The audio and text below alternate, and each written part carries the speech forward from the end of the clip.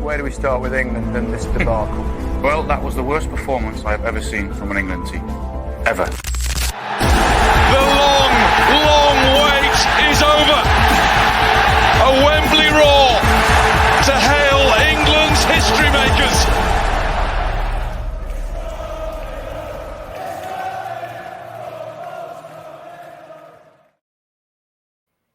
Hello and welcome to the Borough Breakdown podcast, the road to Berlin. We've made it. We're still here and we have made it. England will be Berlin bound on Sunday for the Euro 2024 final. And I'm going to rename my firstborn. I'm not going to rename my firstborn because I don't have a child, but I'm going to name my firstborn Ollie Watkins. Just me and Matt for this one, but Tom did send us his thoughts. So before we get into ours, let's hear what Tom had to say about that game last night. Hi guys, Tom here, ready to give my views on the game last night. Unfortunately, due to work and family commitments, I could not be on the podcast tonight as much as I really wanted to be after that semi-final last night, because what a game it was. What rollercoaster of emotions.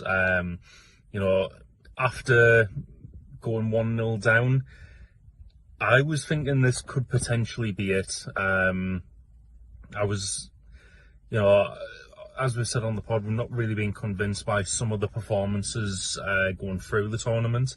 I did think we were the better team in the first half. But when the goal came in, I was just kind of like, right, that's it. We're playing someone who's half decent now.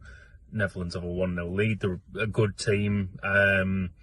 Surely they're just going to kind of defend this and keep us out. And I mean, we still continue to play well after that. And I'm starting to kind of feel a bit guilty now that I'm not kind of feeling the same level of, we'll say, enthusiasm about the England squad as I know for a fact that Dana and Matt are. I kind of see all these videos coming through from Playbrew, and it's like just absolute scenes when England score. And to be fair, I mean, it was scenes in my dad's house when Ollie Watkins scored that 90th minute winner. Dog was sat on my lap, that nearly went flying. So, like, it's great in that moment. I found out that on the drive from my dad's to my house, I can play Three Lions twice. But then I got back home and it kind of wore off fairly quickly, and I'm thinking it might just be because over the last few years we've been a bit spoiled. From my childhood, seeing England getting knocked out in penalty shootouts, seeing the inevitable red card for star players, I was expecting similar.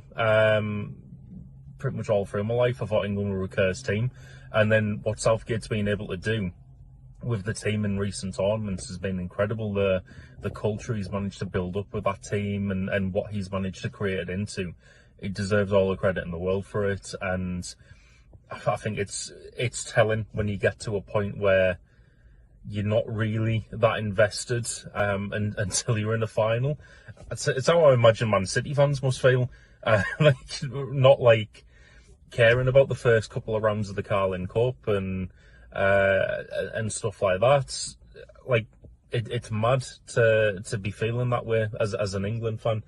And don't get me wrong, I'm still not going to feel like we're going to, like it's going to be coming home and fairly secure and doing it until we're 3-0 up in the 90th minute of the final or something. But yeah, it's a bit of a strange feeling for me at the moment. But I will say, very excited for the final on Sunday.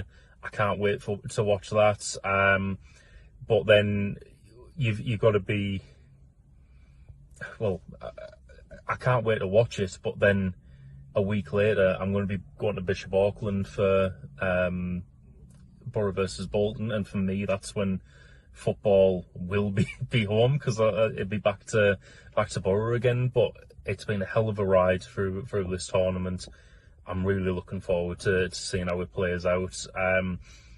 In terms of my expectations for Sunday, I just want us to do ourselves proud. I don't know. I don't want to make a prediction on the score because it's England and it's rare that we get to a final. But I really hope we do it.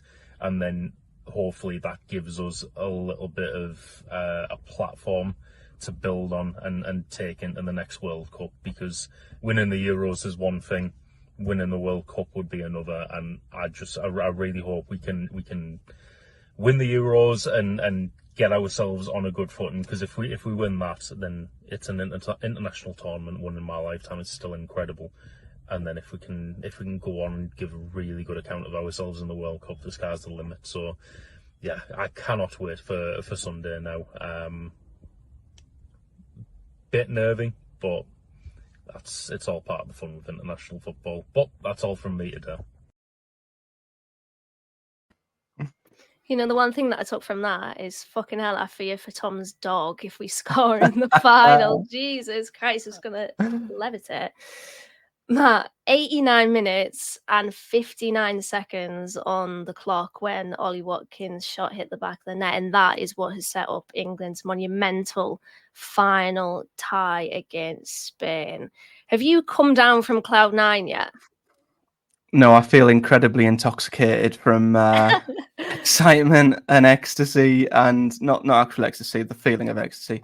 Yeah, it's an incredible feeling. Like not just winning a semi-final of a major tournament, but winning it in the fashion that we've won it again. It's 3 games in a row now where, you know, we've looked like we're maybe on our way out, we're down and out, we're behind. And then we found a way back in incredibly dramatic circumstances. The bicycle kick, the penalty shootout, and now this. And I said to you last night that my first thought, I think the first thing I turned to you and said afterwards was, something's happening here. This is too weird how we keep winning games and finding a way with these unbelievable moments. And say whatever happens from this tournament, you know, we've been provided with some incredible highs, and without doubt the best way to win any game, never mind a semi-final of a major tournament. I think I'm right in saying, I think I heard this on a podcast I was listening to, it's the latest goal in normal time to decide a Euros or a World Cup in a semi-final ever. I believe there's never been a later goal in the initial 90. So yeah, is it destiny, D? Is it all just leading to football coming home? I don't know, but at least we can just, you know, remember these incredible moments because they're so special. Oh, I hope that it does end up with football coming home. What a moment. I would say that I can't believe it, but Yeah, I should believe it. Like, England have been below par in this tournament, but they've also been fun. They've been brave. They've been defiant. They've gone down. They've got back up. At times, they have struggled, and the criticisms have been fair, but they didn't half-star yesterday in that game, and they deserve to have booked their place in the final. An amazing, amazing night when Ollie Watkins scored, limbs all over the place in the period after full time. I hugged more people in like a 10-minute spell after that I have ever done in my life. I'm not a huggy person, but football just basically allows you to just hug random people. I mean, it wasn't random people I was hugging, it was you, it was Liv. It was Dan Shepherd randomly at Playbrew, which I have to say, he did call the Watkins goal. He said, put Watkins on, and Gareth did. So Dan did say, give me a free drink if I mention that on the pod. So there we go, Dan. Free drink on Sunday. Can we talk a little bit more about Watkins' goal? Because genuinely, what a strike that was. Yeah, it was unbelievable. It was perfect, really. It come from absolutely nowhere as well. I think that's the beauty of it. I wouldn't say we were piling on the pressure. I wouldn't say either side was. You know, for all money, it looked like it was heading towards extra time, and we were going to have to put ourselves through another half an hour and possibly penalties again. It didn't look like either side was likely to score in them final few minutes. And even the ball into him, you think, you know, he's got the defender on his back, the angle's tight, but the touch, his first touch to his left was absolutely perfect because it was just enough distance for him to get a clean strike off, and obviously it wasn't too heavy. And he has such a small window to get it into that far corner. It's the only place he could put it where the keeper couldn't get to it. And a couple of quotes after the game. And I think Harry Kane said it, and it's what I love about this England team is the idea that everyone in the squad is so important, and whether you come on for a minute or 5 minutes or 10 minutes or half an hour, you could play a huge part. And for Ollie Watkins to come on, take a touch, bear in mind, he'd only come on, I think, in the Denmark game prior to this. For him to deliver that moment of quality, it's such a moment. It's what dreams are made of for him and for the whole team. It was, it was almost a perfect strike, right? Couldn't have put it in a better position. So to win it in that manner with such a great strike, yeah, a goal deserving of winning any game, in my opinion. I'm over here dying right now for some reason. But yeah, he had 4 touches in the game. Watkins, 4 touches, and with his 4th, he's put his country through to a Euros final. I feel like that game's broken me because I don't know what's going on with my voice. I'm literally, my eye glitching so bad right now. But yeah, this is what football does to you. It literally breaks you physically and mentally. But yeah, that goal, there was a hairy moment in the build-up to it where Declan Rice's pass out wide to Palmer is a little bit off target, and Kobbie Mainoo, we'll talk about him later. He had such a good game. He gets a really divisive, really crucial touch, actually, just to steer it back on target to Cole Palmer. I'm sure that wasn't his intention. I'm sure his intention was to actually take that ball himself, but that touch plays it into Palmer. He fizzes that ball through to Ollie Watkins, and that touch that he takes to get out of his feet, like you said, is of such high quality. And then to turn to he basically mugged off De Vrij. Like, De Vrij opens up his legs, and that is essentially the moment where you basically saying to Ollie Watkins, "Go on then, shoot." Yeah. He does that. He flashes the ball across Verbruggen. It is honestly such a good goal, and you see his face afterwards. He has no idea what to do. It's just pure emotion. And I think, just to kind of add to what you've said of the players that have come off the bench, Southgate before the tournament talked about finishers and got memed a little bit, I guess, for the phrasing of it. But it does show that you can have minimal minutes in the competition, but it's about your impact whilst you're on the pitch. We've seen it with Watkins, we saw it with Tony as well. That's what kind of makes me a little bit more confident going into the Spain game. Obviously they've got stars, and let's not beat around the bush there, they absolutely do. But I think we've got players that could come off the bench and make a genuine impact, and I think that's such a good trait to have alongside the stars that we do have in our team to start with. What did you make of the performance itself? Because I genuinely thought that was England's best performance of the tournament. Like, it wasn't just good because it was better than what we've seen. Like, it was a good performance. So I'm keen to hear your thoughts on it. Yeah, it was. I mean, it had to be. We said this in the previous podcasts. England had to continue to improve, otherwise we would have run into a team who would have put us away eventually. So we had to keep improving. But you want that trajectory to keep going up to the point where you peak in the final. And I still don't think we've peaked, which is exciting. But the first half was absolutely brilliant. I thought we were very, very good. The best that we've played all tournament. We were so high up the pitch. Saka was causing them so many problems down the right-hand side. Foden and Bellingham were picking the ball up in some really, really good areas. The passing was really sharp. We just looked really, really up for it. And, barring the unbelievable strike from the Netherlands, I think we were flawless in the first half an hour. And I know we'll talk about the penalty and among other things, but we deserved to be at least level, if not in front, by the end of the first half. I think naturally, second half, you expect the opposition to come back into it. As we've said, when you're at this stage in the competition, you haven't got a God-given right to dominate anybody. And the Netherlands were always going to come back in to the game. They made a tactical tweak. They filled up the midfield, which I think stifled us a little bit in the second half. But naturally, it's always going to get a little bit nervy, a little bit of a stalemate in the second half. You start to worry about, losing the game maybe. So it's then about who's proactive, who takes the risks. And we've been critical of Southgate that maybe he's been more reactive than proactive. But in the end, his 2 substitutes were the ones who linked up to score the winning goal. So he deserves immense credit for that. But Yeah, even though the first half was a lot stronger than the second, still a much improved performance where once again, even when we weren't at our best, the individual quality pulls us through. So again, as long as we keep improving and we improve again against Spain, we've definitely got a chance. I was so impressed with us in that first half, like genuinely really, really impressed. I was watching James Alcott's video on the build up to this game, and he was diving deep on the tactics of the Netherlands and how England could exploit that. And he mentioned the midfield and essentially the space between the attacking three and that midfield. And we got so much joy picking up pockets of space in and around that area in that middle third, just to essentially punch through, be it through a driving run or a pass. And I was really impressed with our high press as well. Menu, I've already mentioned him. I'll mention him again in our praise and place, but he was particularly key with that. I think his reading of situations when the Netherlands were playing it out from the back was so good.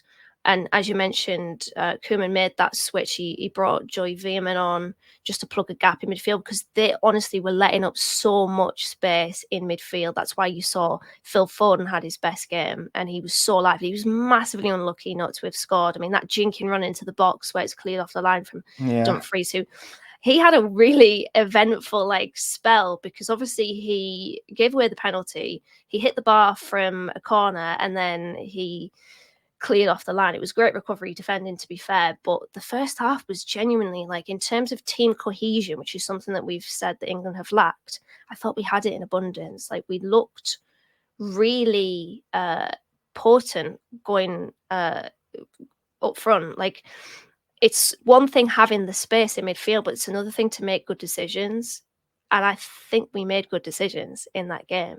We were on top even when we went a goal down. And of course, Javi Simmons scored after I said on the last pod that he's a lax end product. And he comes from the Finazaz school of chopping inside, chopping outside. He literally, whilst he's sliding, scores a really wonderful goal, we have to say. Yeah. But even after that, heads didn't drop. We were straight back on it. Our performance levels did not dip at all.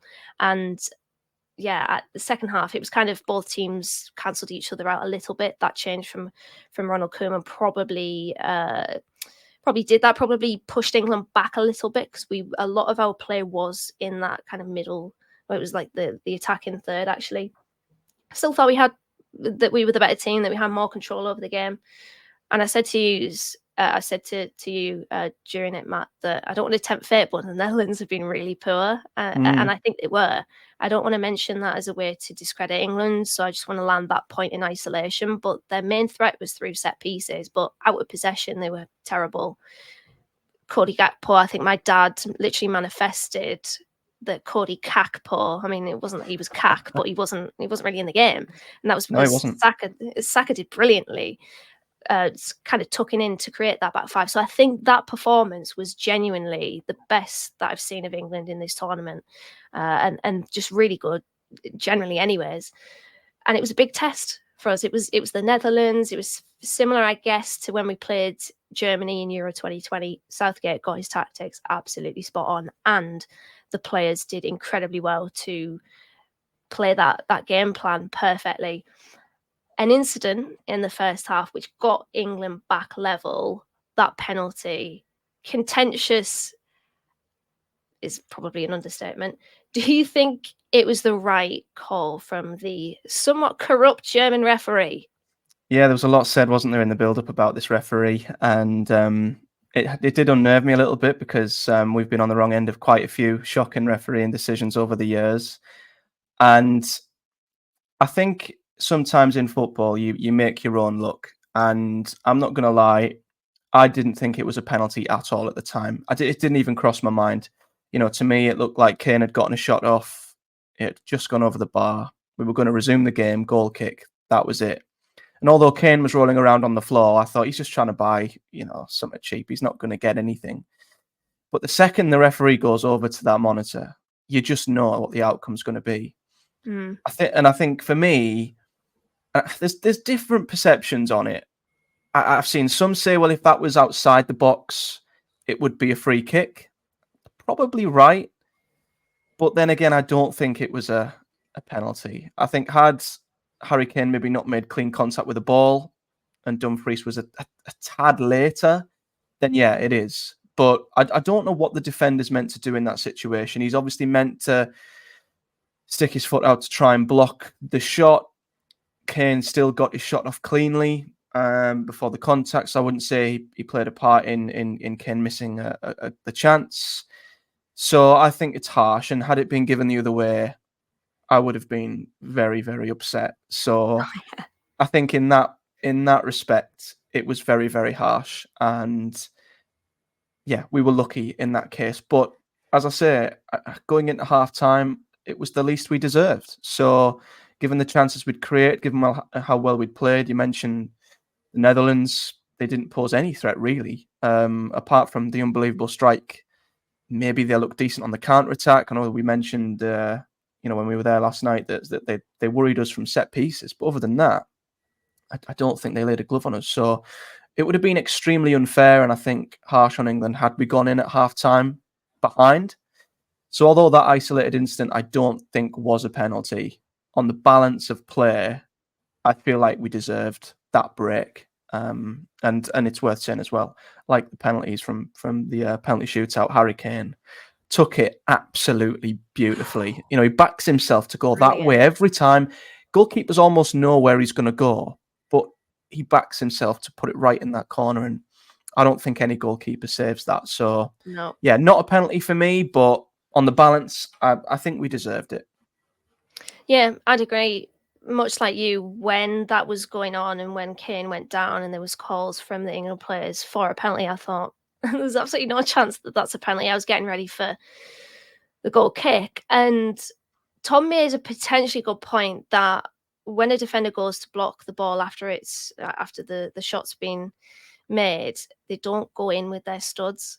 And obviously he makes contact with Denzel Dumfries. I still don't think it's a penalty, but I'm trying to maybe see why it was given. As you said, as soon as they go over to the VAR screen, like, it's got to be a decision that's given. And yeah, what a penalty that was. It's one of those where it's so far in the corner and it's hit with so much power that you just can't stop it. And Verbruggen obviously dives the right way. And there was a flashing second of, oof. But then I realized, like, fucking hell, Dana, it's Harry Kane. And he does this so often. You saw the little graphic in the corner just before he took the penalty of where his other penalties had gone, and it was very much in the corner, the same side, and the opposing side as well. Apart from the one against France, where the red dot was like 20 yards above the goal. About that one. It wasn't even on the graphic; it was that high. Yeah, fucking hell. But yeah, it was a fantastic penalty kick, and I completely agree that we deserved that, and that good old cliche of you create your own luck. So 1-1 it was after that, and it did feel like England were in the ascendancy. I did say to you during that period after the 1-1 goal that we're dominant. We look like we're massively threatening Holland here. My worry was that we don't get ourselves in front, and then Koeman changes it in the second half, and then all of a sudden the tide kind of swings, the momentum swings back, or not back, but to the Netherlands. But that never happened in the end, thankfully, or they didn't really threaten, to be honest, as we've discussed.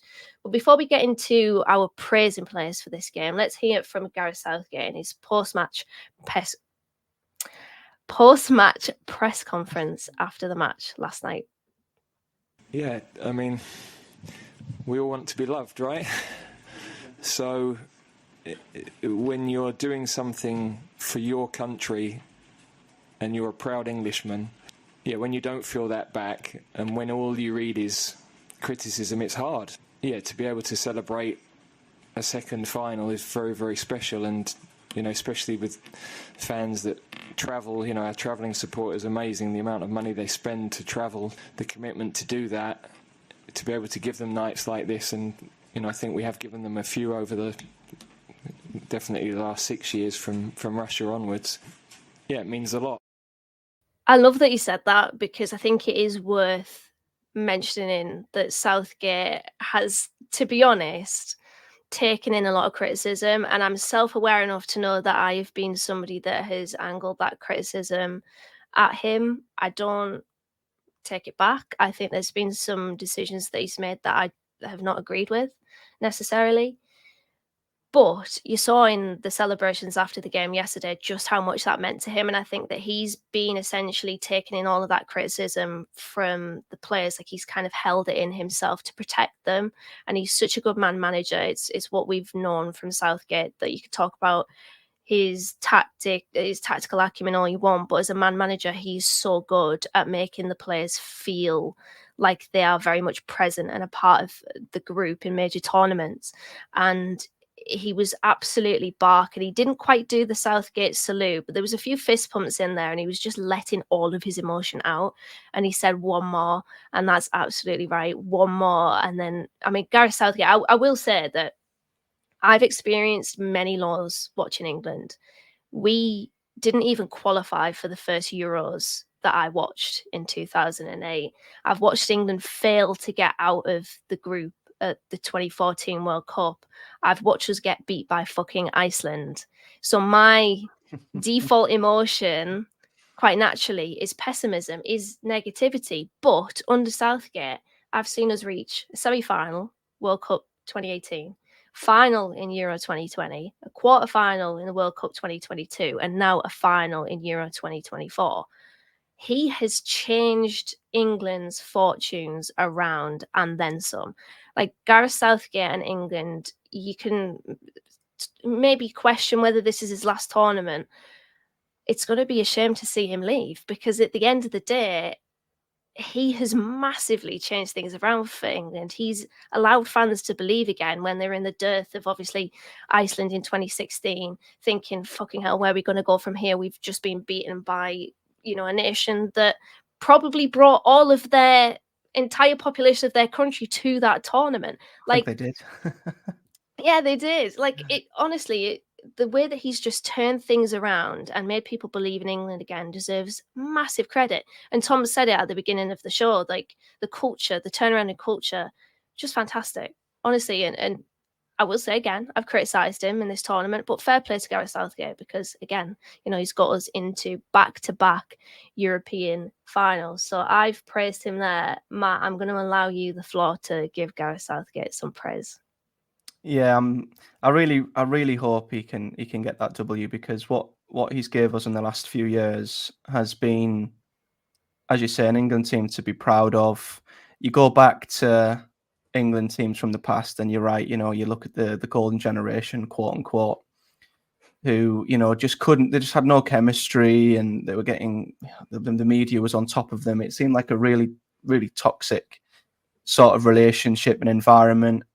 Just not a place where a team can succeed. And the culture and the feeling around the England team, the way he protects them from the media, everything he's built up until this point, it feels like this is a culmination of what I hope is what I think he deserves, and that is to get England winning a tournament, and for him to be the manager who took us there. He's I think there's clearly been times where he's made mistakes, but I'm seeing him learn from them as well. Even within this tournament himself, we came in unprepared. We had to have a dabble around in midfield. He, got to the bottom of that with Kobbie Mainoo, who's been absolutely outstanding. Even with, still a couple of issues within the system, he switched it up to 3 at the back, and we've looked so much better in that time. I think, he's maybe been pulled out of trouble a few times with the individuals, but you need a bit of luck, and I think he's earned it. And everything he's done for this country and for the stigma around England has been amazing. So I really, really hope, he gets the job done against Spain, because I feel like it is culminating towards that big crescendo at the end, and he deserves to get us over the line. So he's made a country believe again. I think he has made mistakes. He has been criticised. That's going to happen with the English media. It's going to happen with him being an England manager. But I think, again, even with like the penalty shootout, he brings on the penalty takers with plenty of time within the game, for them to get up to speed. Even little things like that, he's learned that from the Euro 2020 final. So he's made mistakes. He's learned from them. He's getting better. We're getting better. I really hope for him that he gets it done, because it'd be amazing to see him, especially go out on that high. But But you never know. Maybe if we do win the Euros, he might go, right, I'll give the World Cup one more chance. Because I do genuinely believe with this England team, one win could open up the floodgates. Getting that monkey off our back, I think, could just give us that extra bit of belief that we can do it. We can win these tournaments. And it wouldn't surprise me if we went on to potentially win the World Cup as well if he stuck around. It's such a pivotal moment for him. I really, really hope him and the team get it over the line at the weekend. In before the lifetime Gareth Southgate England contract. You mentioned it earlier, and I want to mention it myself, his substitutions, because I've been in that camp of England fan that talks about Southgate being more reactive than proactive. And I said to you during the game yesterday that he's bringing on Ollie Watkins. This is him being proactive, rather than reactive. Like, he's obviously putting on Ollie Watkins with the view to winning this in normal time. Because if there's one thing that you want in that game, it's that runner in behind, and Ollie Watkins does that. You know, he's done that for Villa, he's done that for Brentford, he's done that for Exeter. He's a very good player in stretching defences. That's why I really, really rate Ollie Watkins, and I've loved watching him over the years. I've loved having him in my fantasy Premier League team, especially because he's just one of those players that makes those unselfish runs to essentially put fear into a centre-back. Like, if you're De Vrij and you're Van Dijk, I mean, Van Dijk probably less so because he's just a fantastic defender, but De Vrij in particular, you don't want somebody to pin you back and to get you facing your own goal. And that was the change to make. People might have thought, okay, Ivan Toney, time for him. Wasn't the game for Ivan Toney, it was the game for Ollie Watkins, and he recognised that, Southgate, and he put him on with good enough time to make an impact, and he did that. And I just think that for all the criticisms that I've aimed at Southgate about him being reactive and leaving substitutions too late, he got it absolutely spot on, and I cannot emphasise that enough. It was a brilliant performance from the team and a brilliant managerial performance from Southgate as well. Talking about brilliant performance from the team though, Matt, is there any players that you want to praise after yesterday's victory? I think they all deserve credit in their own right, and I'm not going to try and pull out a player who I thought was slightly under par because I just want to keep the positive vibes, to be honest. But I think there's a few standout performers who I think Gahey, who once again come in and just stepped back into the England team. He fit like a glove once again. He was absolutely fantastic. Phil John Stones hasn't got any credit whatsoever. It's always been the partner who the person he's been paired with. It's been Konza, it's been Gahey. But yeah, I think he deserves credit for coming back in and absolutely being brilliant. I think Foden had his best game, maybe in an England shirt. Very unlucky to not get on the score sheet. Helped, I think, by how the Netherlands set up in the first half. I think he had a quieter second half, but as you say, that was the way the game went. You could say the same for Saka, who absolutely terrorised them in that first half. Every time he picked the ball up on the right-hand side in space, he was just striking the fear of God up there, their fullback. So, yeah, Manu again, he's another one. And then the two substitutes have come on and made an impact. I think that the beauty of this tournament for me is that so many players have played a crucial part. You've had the penalty takers, Trent come in after we thought, we might never see him again in the tournament, steps up to take the penalty in the way he did. Same for Ivan Toney, who's barely played that many minutes. You've got Saka bringing in moments of brilliance. Watkins has had his. Bellingham had his overhead kick. He's been a revelation. So it very much has been, for all that we pull out individuals, it's been a squad effort. And it's really shown how important the squad can be in a tournament like this. So screw it. They can all go in. They can all go in the praise and place. Stick Sir Gareth in there as well. Good vibes indeed. Yeah, I want to mention Kobbie Mainoo. I've been waiting to mention him in depth all pod, to be fair, with 34 minutes in. I thought he was fantastic yesterday. His reading of the game, to be able to initiate those high turnovers, his intelligence to pick out the right pass when he did win the ball back, his ball carrying as well. He was pivotal to that England victory, and he was pivotal to targeting the Netherlands' weaknesses. And you know what? I think the best piece of praise that I can give to Kobbie Mainoo is that he has made me forget that Adam Wharton exists. And there was a lot of clamour from me for Wharton to be in the team. I think in every one of our little predicted 11s or personal 11s, Adam Wharton was in there. Kobbie Mainoo is fantastic. He's a superstar. He's really, really good. He's such a good midfielder.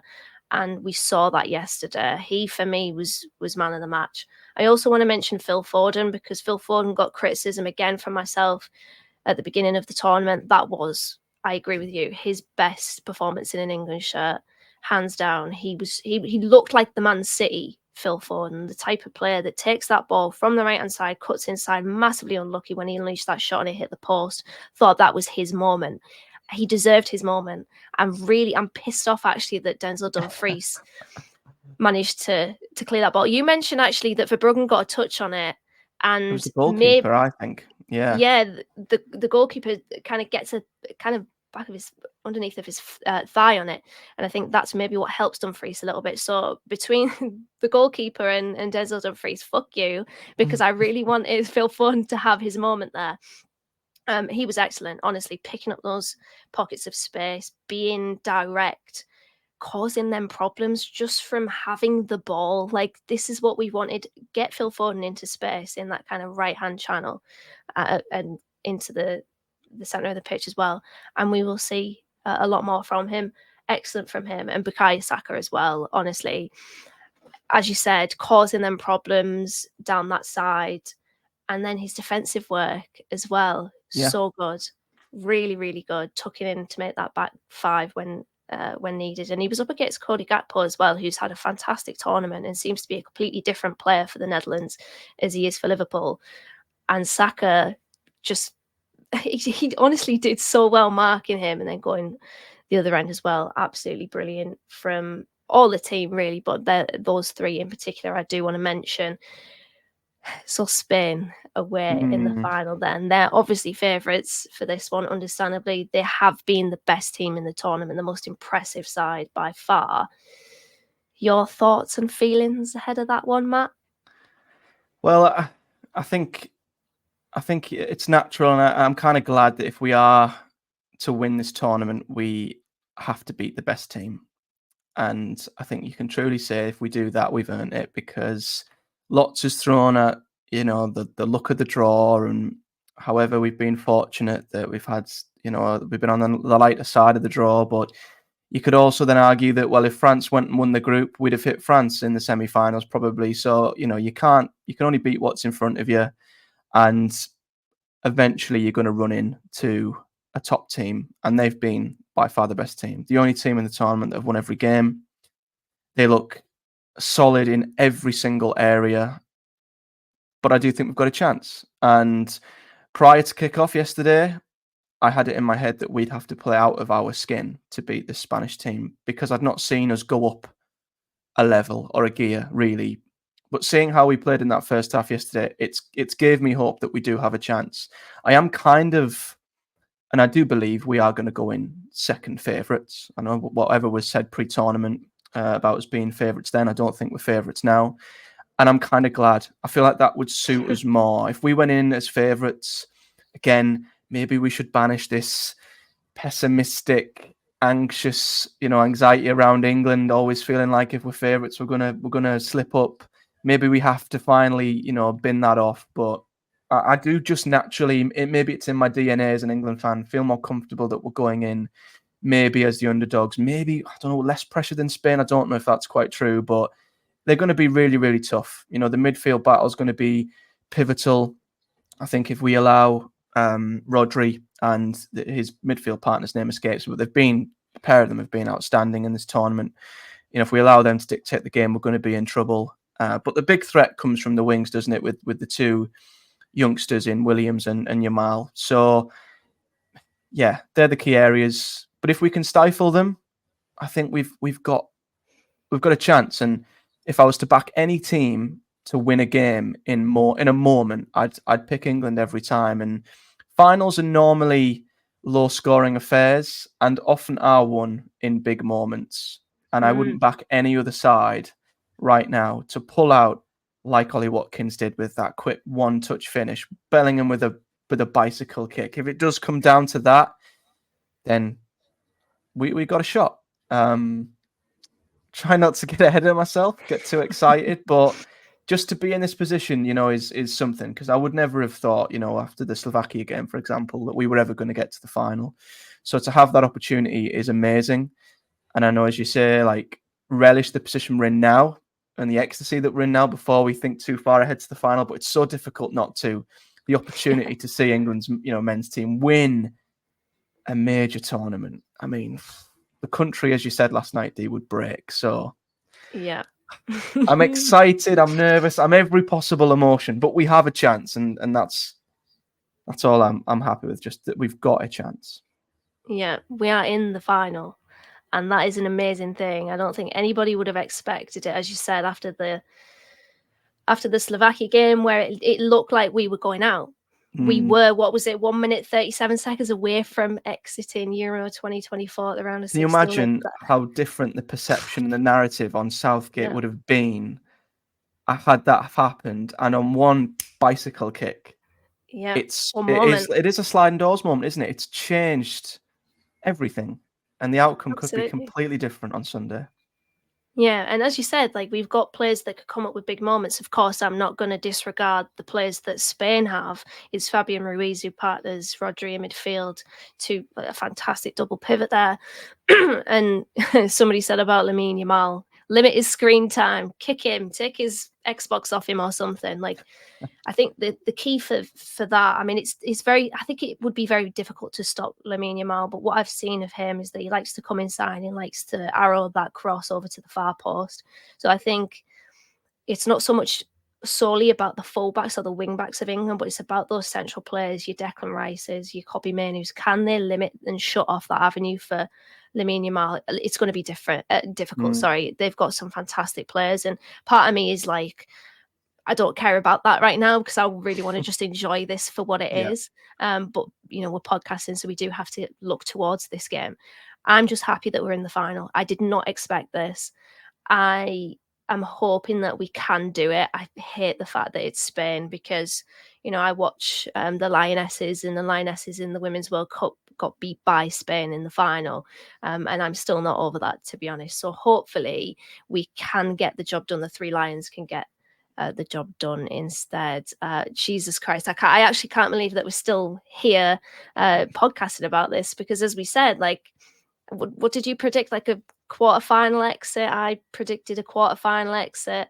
I said at one point we're destined for a round of 16 exit, and we're here in the final. That in itself should be worth celebrating, right? Yeah, it's an unbelievable achievement. I turned to you last night, didn't I? And I said, what would you consider a failure in this tournament? Or what would you consider? I guess you could now spin that and say, what would you consider a success? Because pre-tournament, I think we all looked at it and thought, yeah, we should be in and around maybe the last four. I think I kind of thought if we hit France in the semis, that would be it for us. And although we haven't, semis, although we haven't went down that very avenue, you can't deny at times we looked absolutely hopeless. But the best teams that usually win tournaments grow into them and improve. And I think, again, given the lack of preparation and how far off it we looked to start with, we looked like we really were starting from square one, and Southgate was just trying to scramble the pieces of the jigsaw together to try and form some sort of a picture in the group stages. The fact he's done that and he's been able to find a system and an 11 that seems to be really effective now, and that we've gotten better, and I think we've still got gears to go through, is so exciting. So, yeah, I am going to relish the fact that we're here, but then equally, I think maybe because we lost in 2020, you want to just desperately go that one step further. Had it been the first final, for the men's team since '66, maybe we could be going into this final a little bit differently, just happy to be there. But because we suffered such heartbreak and the fallout from that game and what happened to lads like Saka after that penalty shootout, there is such an opportunity there for so many of them lads to have the ultimate redemption, and for Southgate to kind of, have that little bit of redemption as well. And all I ask is for Bukayo Saka to score the winner. Oh, yes. All I ask is for if him. there is a God. Oh, yeah. Bukayo Saka to score the winner. That would be perfect.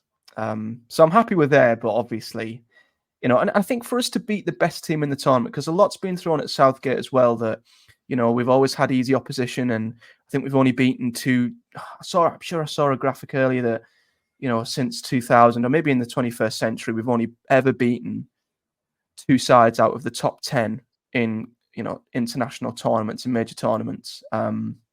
Maybe it's three now after last night, but yeah, for England to do it the right way, to do it the hard way, to beat the best team in the tournament and say we've earned this, would be perfect. So Ooh, I can't wait. fingers I'm going to be crossed. shitting myself. I will shit myself at some point during the game. But if we win, you best believe I'm going to be Mary Earpsing on that table at Playbrew. But fingers crossed, that will wrap things up for today. And make sure to give this podcast a like if you've watched it on YouTube, and drop a comment as well. Tell us how you're feeling about England reaching the final of Euro 2024. But between now and Sunday, enjoy this and let yourself dream a little bit. Come on, England.